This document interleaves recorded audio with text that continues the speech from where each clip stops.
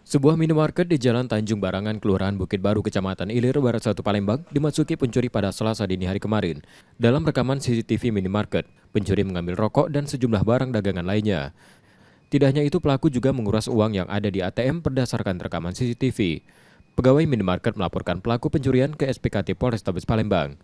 Menurut keterangan pegawai minimarket, pencuri masuk ke dalam toko saat toko tutup dengan modus merusak pintu belakang.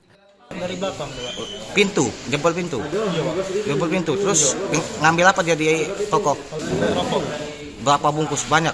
Banyak Pak, semua ATM dibobol. Oh, ATM dibobol juga. Oh, kerugian toko jadi berapa tuh? Kemudian sekitar 7 jutaan Pak. 7 juta lebih ya. Itu kejadian kapan? Kalau kejadiannya itu malam Pak. Malam. Kalau ketahuannya pagi tadi, Oh, toko tutup waktu malam. tutup. Akibat pencurian, toko mengalami kerugian tak kurang dari 7 juta rupiah.